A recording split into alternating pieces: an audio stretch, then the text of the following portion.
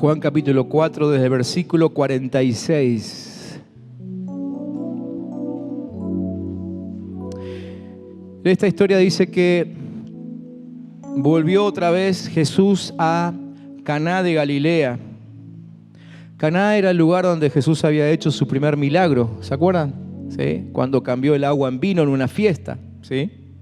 Bueno, volvió allí, a Caná de Galilea, donde había convertido el agua en vino. Había allí un funcionario real cuyo hijo estaba enfermo en Capernaum. Cuando este hombre se enteró de que Jesús había llegado de Judea a Galilea, fue a su encuentro y le suplicó que bajara a sanar a su hijo, pues estaba a punto de morir.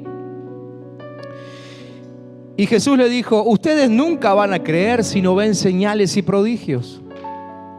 Pero el funcionario le rogó: Señor, baja antes de que se muera mi hijo. Vuelve a casa, le dijo Jesús, que tu hijo vive. El hombre creyó lo que Jesús le dijo y se fue. Y cuando se dirigía a su casa, sus siervos salieron a su encuentro y le dieron la noticia de que su hijo estaba vivo. Cuando les preguntó a qué hora había comenzado su hijo a sentirse mejor, le contestaron: ayer, a la 1 de la tarde se le quitó la fiebre. Entonces el padre se dio cuenta de que precisamente a esa hora Jesús le había dicho: tu hijo vive. Así que creyó él con toda su familia.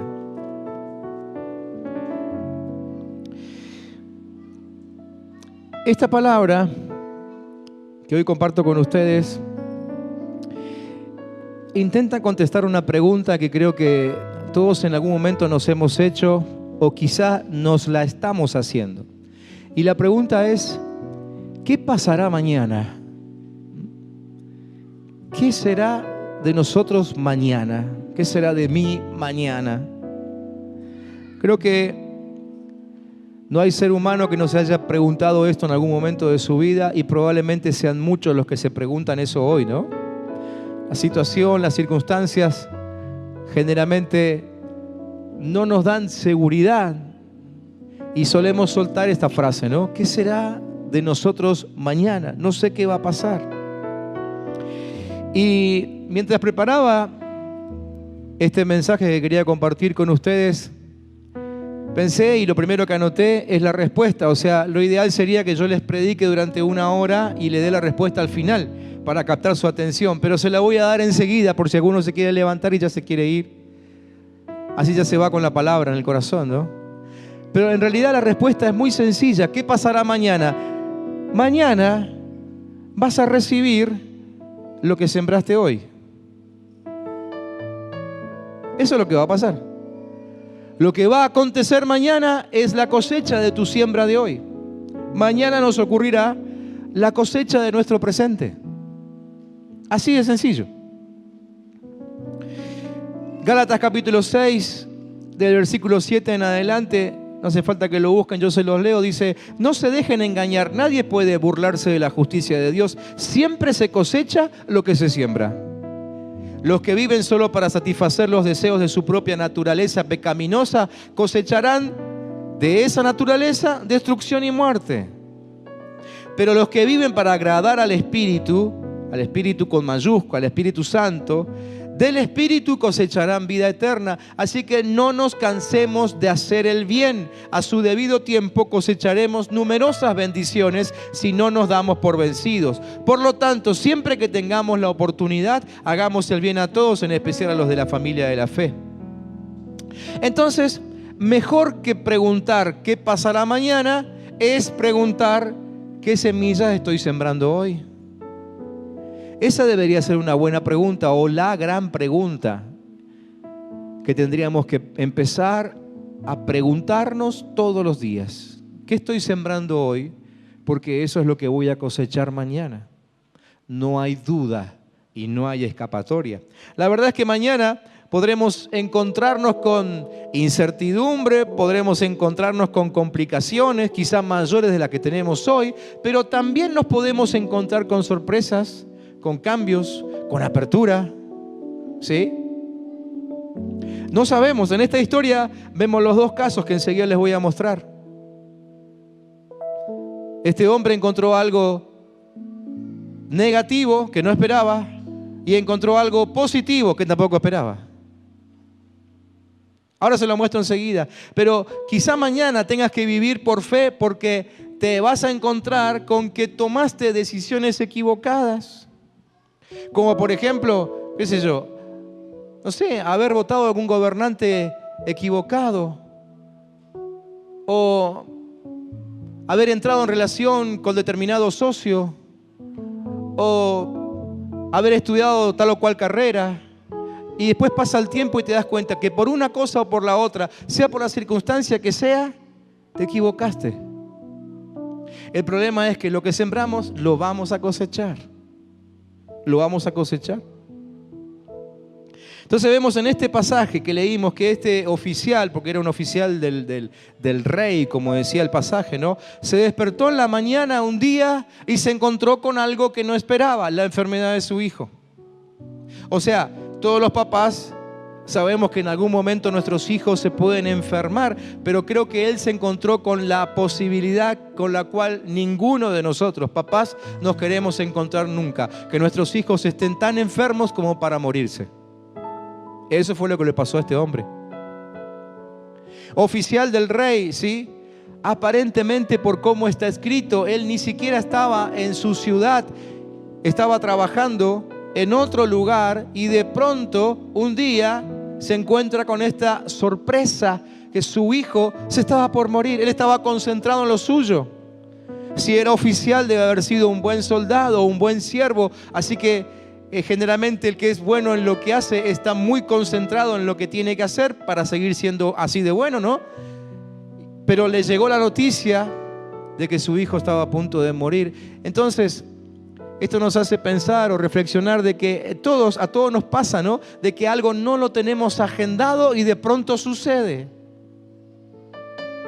Los conozco a muchos de ustedes y sé que a muchos de ustedes les gusta vivir con agenda, ¿no? A mí también me gusta. Pero la verdad es que a veces en la agenda no tenemos anotado alguna de esas cosas que nos suelen suceder y que nos complican la vida, que nos distraen, nos sacan de concentración, hasta inclusive nos sacan de nuestra tarea habitual, como este hombre que tuvo que dejar su puesto para ir a buscar una solución para su hijo. Él no planificó esto, pero le llegó. Entonces, ¿qué hizo? Y eso es lo que nos enseña la historia, ¿no? Y lo que quiero hacer hincapié esta noche es que él sembró una búsqueda para solucionar el problema. No se quedó quieto para ver qué pasaba y en todo caso resignarse a lo que pasara, como también mucha gente hace, ¿no? Simplemente se resigna y dice, bueno, ¿qué va a hacer? Es lo que me tocó y sigue su vida en miseria y en dolor y en enfermedad, simplemente esperando que un día se termine todo y ya está. Fue lo que me tocó. Pero este hombre dijo, no, yo no me voy a resignar con que esto simplemente me tocó. Y sembró una búsqueda de sanidad para su hijo. ¿Y qué cosechó? Cosechó sanidad. Pasa con nosotros, ¿no? Cosas inciertas, devastadoras, crueles, que no planificamos, solamente llegan. Solamente llegan. Pero esta historia nos enseña que las peores cosas que nos pueden pasar también pueden ser las grandes oportunidades de bien que nunca soñamos. Yo les dije recién que este hombre sufrió algo negativo que no esperaba, fue la enfermedad de su hijo. Pero también sufrió algo positivo que no esperaba. ¿Qué fue eso? El encuentro con Jesús y la salvación de toda su casa. Entonces, lo que no esperamos, lo que nos sorprende, lo que nos preocupa, puede transformarse en un momento en lo que definitivamente cambia nuestra vida, pero para bien, para bien. Todo depende de la siembra en ese momento. Este hombre por lo menos recorrió 32 kilómetros, 38 kilómetros, más o menos, 40 kilómetros. Era lo que había desde la casa donde estaba su hijo hasta donde estaba Jesús. No lo hizo en auto, ¿no? No lo hizo en en una ruta asfaltada, lo hizo caminando y se dieron cuenta que por lo menos 2 veces él le dice a Jesús, por favor, baja a mi casa. ¿Por qué le dice baja? ¿Que vivía en un sótano? No, es que Caná estaba más arriba que Capernaum. Había que primero subir la montaña, pedregoso el camino, 40 kilómetros y después volver a bajar. Pero él invirtió para encontrarse con la sanidad de su hijo. Y él fue esperando que se cumpla lo que había oído de Jesús. Justamente en Caná, Jesús se había hecho famoso por el milagro de cambiar el agua en vino. Estoy seguro de que este oficial debe haber escuchado esa historia. Y quizás escuchó otras más acerca de Jesús. Probablemente escuchó cuando Jesús predicaba el sermón del monte y allí él recibía a todos los que venían a él y no los rechazaba y los sanaba y liberaban demoniados, etcétera, etcétera. Nos enseña que debemos sembrar aquello que esperamos cosechar. Sembró búsqueda y encontró sanidad. La lección para nosotros tiene que ver con esa siembra, ¿no? Como este padre, nosotros padres determinamos qué va a pasar mañana con nuestros hijos. El hijo de este hombre tenía su futuro asegurado. ¿Cuál era ese futuro? Muerte. Se moría. Yo creo que él debe haber buscado otras opciones, aunque la Biblia no lo dice, pero no lo encontraron, no la encontraron. El futuro de este hombre era que su hijo se iba a morir.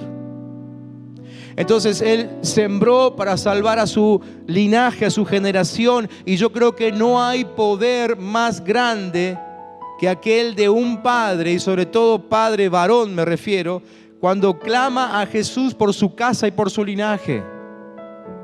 No hay poder más grande que ese. A veces como papás, bueno, no fue mi caso, la verdad que nunca lo dije, pero he escuchado padres que dicen, y andás a ver en qué termina mi hijo. ¿Cómo andás a ver? ¿Cómo que no podés saber? Aunque sea tenés que planificarlo y decir, no, mi hijo va a ser un hombre, va a ser una mujer de bien. Mi hijo va a ser una persona trascendente, no va a ser uno que pase desapercibido. Y esa palabra tiene que estar acompañada de oración constante sobre él, siguiendo el ejemplo de este hombre. Clamor a Dios, búsqueda delante de Dios. Hay algo poderoso cuando los hombres oran a Dios por su casa. Yo les voy a hacer levantar la mano, papás varones me refiero, ¿sí? Pero papás varones, deberíamos estar cada día orando a Dios por nuestros hijos. Miren, yo me crié en un ambiente donde el que oraba por los hijos era la madre. Y te lo decían literalmente. Nos enseñaban que la mamá era la responsable de orar y así crecimos. Quiero decirles hoy que eso es diabólico. Ambos deben orar por los hijos, pero sobre todo los padres varones. Porque nosotros somos sacerdotes del hogar, responsables delante de Dios por lo que Dios quiere hacer con nuestros hijos. No me levanten la mano, pero les pregunto, ¿cuántos padres varones aquí están orando por sus hijos?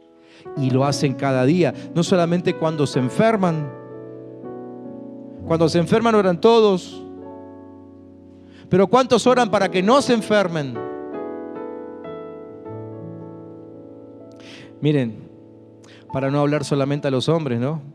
Le hablo a las mujeres y sobre todo a las mujeres que todavía no se han casado. Si andan buscando con quién casarse, busquen a un hombre que ore por sus hijos. Y enséñenles a sus hijas que para casarse busquen hombres que oran. Porque esos hombres orarán también por sus hijos. Y tu hija tendrá un buen matrimonio. Amén. Nosotros determinamos qué sucederá con la palabra recibida, sobre todo con la que no coincide con lo que esperamos. Algo que también nos enseña la historia. Este hombre, no sé qué estaba esperando, pero me parece que lo que él estaba esperando no tenía nada que ver con, con la palabra que Jesús le dijo. Me da la impresión por cómo él se conduce con Jesús. Él llega a Jesús y le dice: Señor, necesito que vengas a mi casa porque mi hijo se está muriendo. O sea, lo que le está diciendo es: quiero que vengas, que lo toques para que se sane. Y Jesús le dice: tengo que hacer milagros para que ustedes crean la palabra de Dios. Pero él insiste y vuelve a decir: Señor, vení a mi casa. Su expectativa era que Jesús vaya a su casa y toque al enfermo. Quizás era una expectativa cultural. Probablemente se esperaba en aquella época que quien vaya a sanar a alguien vaya por lo menos hasta cerca del enfermo y lo toque. Y Jesús le dice: anda tranquilo, que tu hijo está sano. No recibió lo que esperaba. Pero dice el texto que inmediatamente creyó la palabra y se fue. Y se fue. ¿Cuántos son padres aquí? ¿Cuántos son papás? A ustedes que tienen la mano levantada les pregunto: ¿cómo se debe haber ido ese padre de vuelta a casa? El hijo se estaba por morir. No le quedaba mucho tiempo de vida. Lo que hiciera lo tenía que hacer rápido. ¿Sí? Entonces cuando Jesús le dice: anda tranquilo, que tu hijo está vivo, y él se va, yo me imagino, o sea, yo pensaría, ¿no? ¿Habré hecho bien en irme? ¿Tendría que haberle seguido insistiendo? ¿Tendría que haber salido de Jesús y, como no me dio respuesta, ir a buscar a otro médico? Ya que estoy en Caná, busco uno de acá. ¿Ustedes se imaginan el camino de ese hombre de regreso a su casa, a Capernaum? 40 kilómetros. Se dieron cuenta en el texto de cuando salen los siervos a recibirle, él le pregunta a qué hora se sanó, y ellos ¿qué le dicen? Le dicen: ayer a la 1 de la tarde. O sea, mínimamente caminó toda la noche. ¿Ustedes se imaginan lo que debe haber sido esa noche para ese hombre? Debe haber sido tremendo, ¿no? Desde que la palabra sale, desde que recibimos la palabra, entramos en un proceso. Muchas veces, a veces la palabra se manifiesta instantáneamente. Iba a decir se cumple, pero en realidad se cumple inmediatamente, porque se cumplió inmediatamente. El hijo se sanó, pero no se manifestó a este hombre. O sea, lo que él esperaba todavía no lo veía. Hasta que vemos la palabra, entramos en un proceso que trabaja nuestro corazón, ¿no es cierto? Trabaja nuestro corazón. Él tuvo una actitud, una petición fuera de toda vergüenza, ¿no? O sea, él dejó el protocolo de lado. Como oficial del rey, él conocía muy bien el protocolo, pero ahora el protocolo lo dejó de lado. Insistió.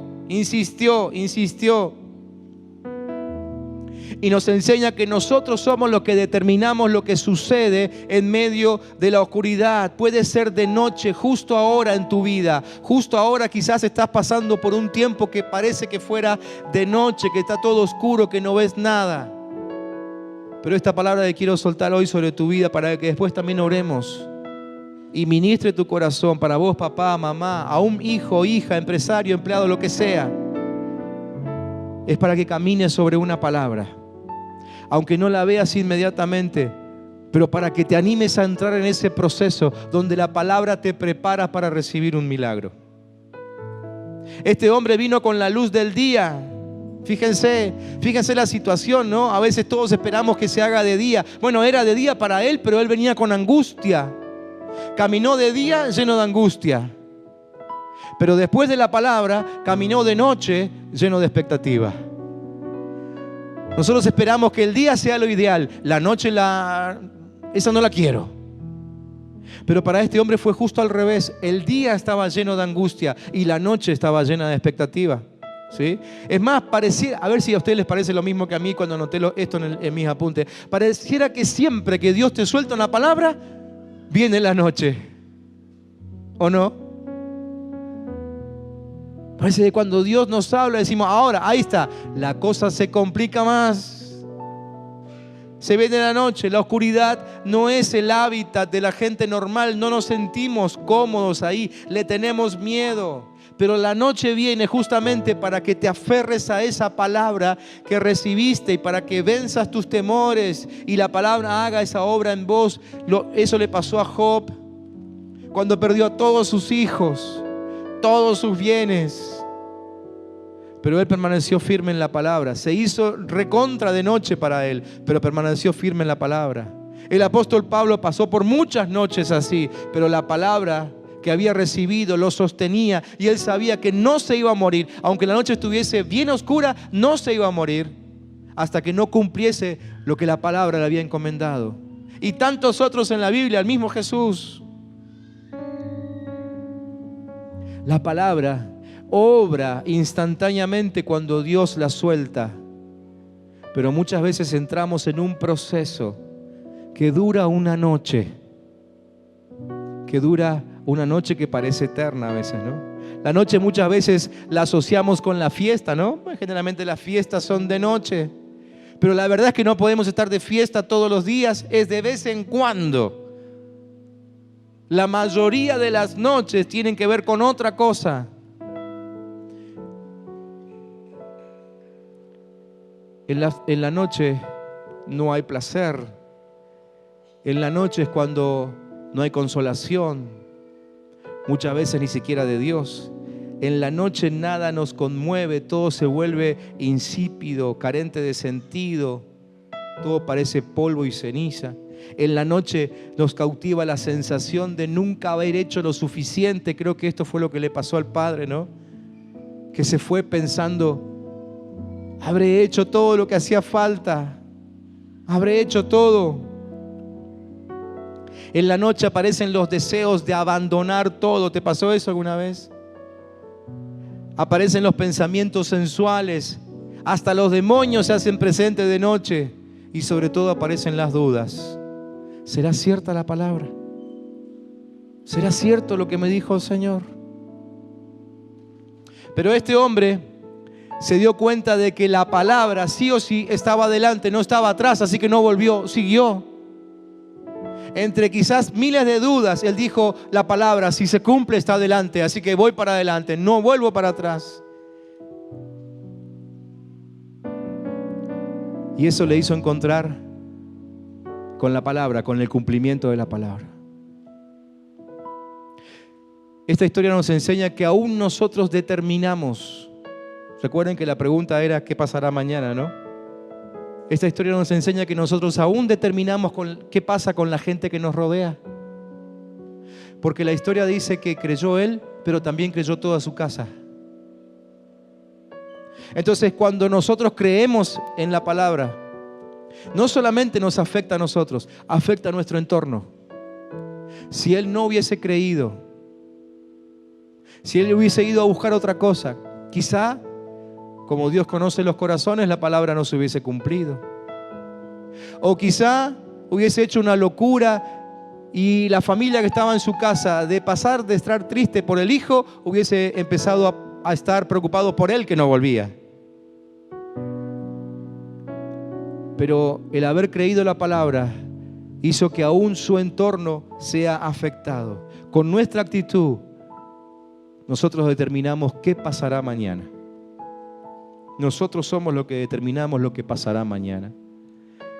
Jesús le dijo: vuelve a tu casa. Vuelve a tu casa. Cuando yo leí un par de veces el texto, me parecía como que Jesús le decía: ¿qué haces ahí dando vueltas? ¿Qué haces buscando respuestas en lugares donde no te van a responder? Vuelve a tu casa. Ese es el lugar que tenés que estar.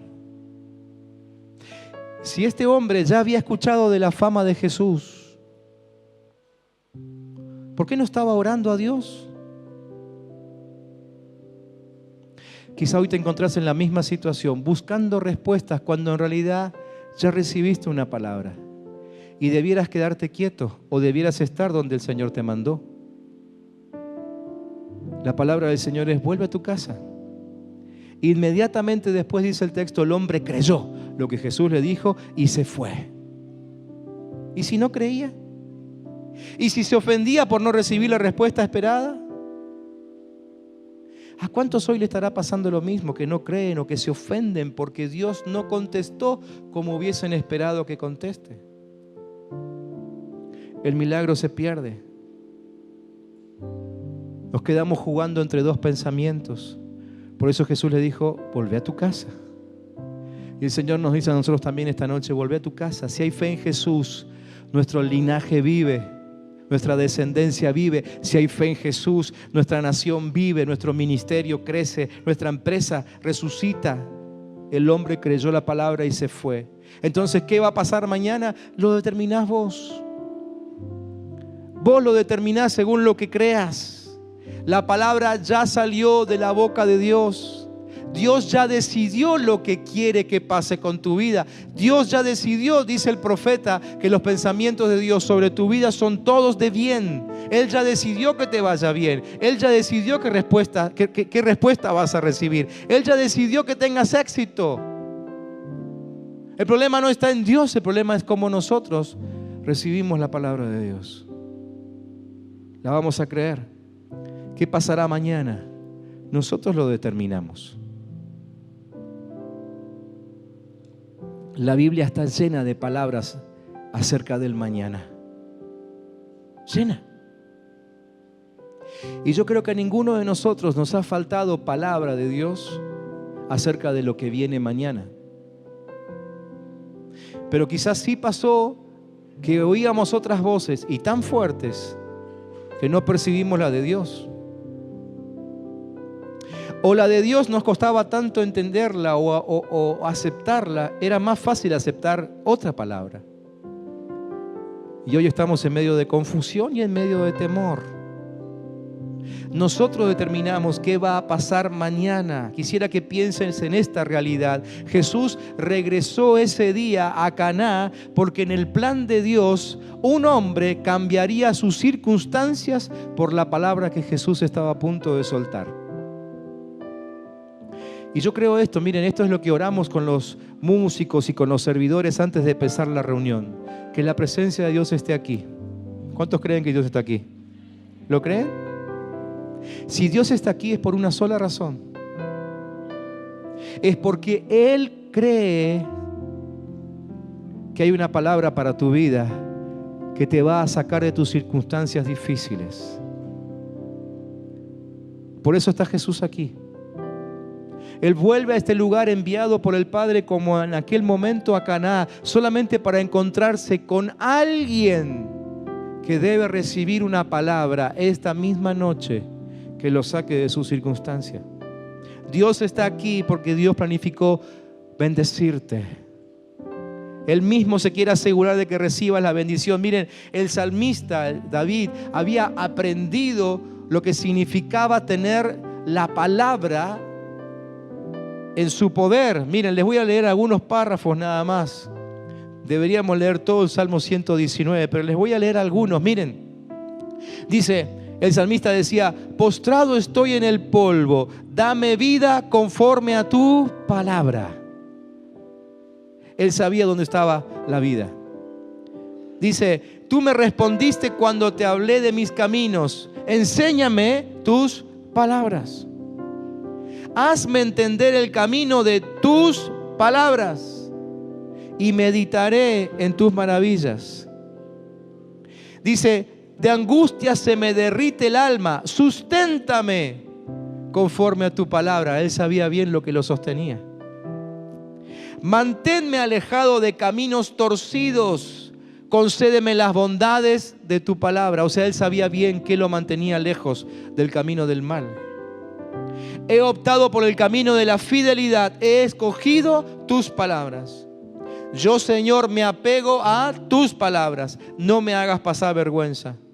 Corro por el camino de tus palabras, porque has ampliado mi modo de pensar.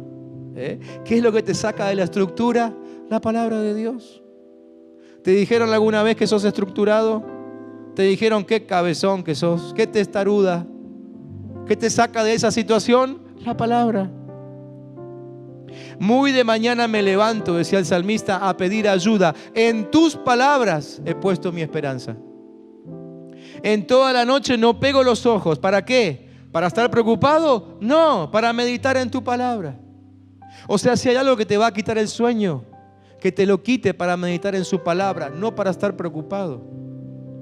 Conforme a tu gran amor, escucha mi voz. Conforme a tus palabras, Señor, dame vida. Ya se acercan mis crueles perseguidores, pero andan muy lejos de tu palabra. Tú, Señor, también estás cerca, y todas tus palabras son verdad.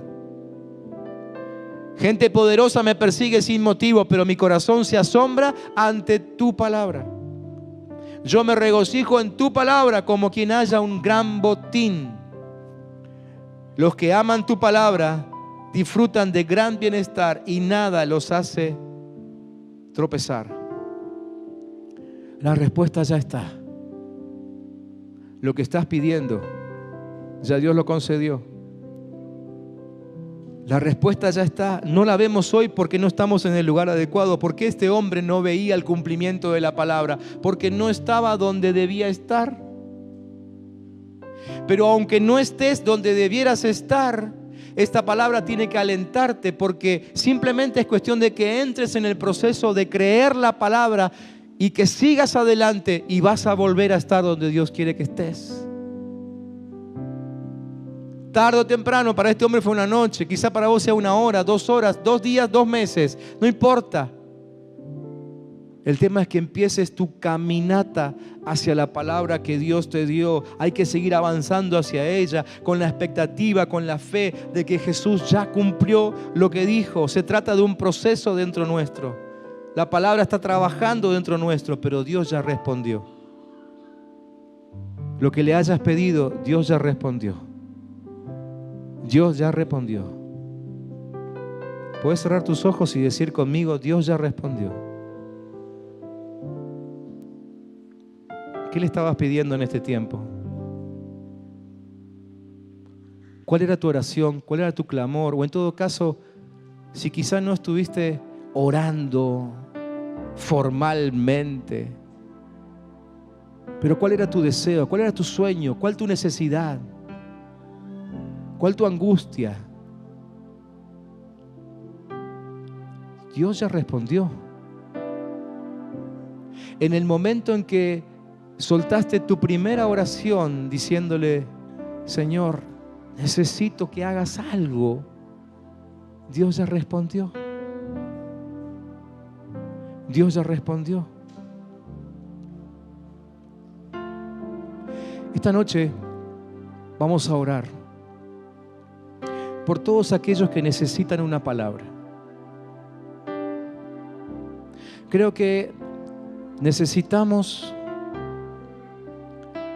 confrontarnos con una palabra. Por eso no voy a orar yo simplemente desde aquí para que le alcance a todos. Yo quisiera que tomemos la actitud de este padre que se acercó a Jesús, que lo buscó. No vas a caminar 40 kilómetros, pero tu actitud va a demostrar que necesitas una palabra. Le voy a pedir a mis hermanos líderes de los grupos troncales, los líderes de los grupos troncales, que por favor pasen aquí al frente.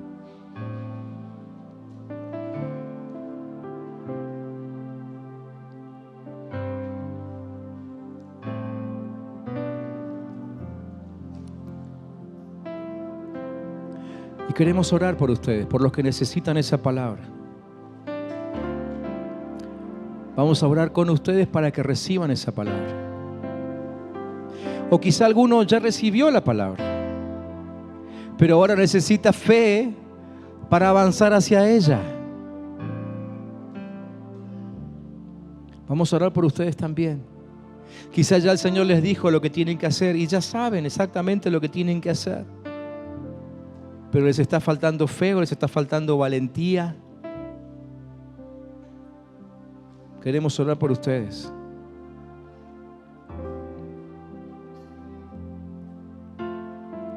Yo voy a orar primero por estos líderes.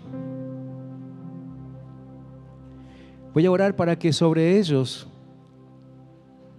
se active el don de la profecía. ¿Qué es la profecía? La profecía simplemente es entender lo que está en el corazón de Dios y transmitirlo en el ámbito de los hombres, aquí abajo, hombres y mujeres, ¿sí? Así que yo voy a orar para que en ellos se active. Irma, si querés acompañarnos, puedes hacerlo, ¿sí? Lorenzo, Carmen, si quieren acompañarnos, lo pueden hacer también. Y quiero orar para que cuando ellos oren por vos, así le cuentes o no le cuentes nada, que lo que ellos oren sea palabra de Dios fluyendo desde el trono hacia tu vida y contestándose. Sea cual sea tu necesidad, pero que se active. Señor, en el nombre de Jesús, yo quiero orar primeramente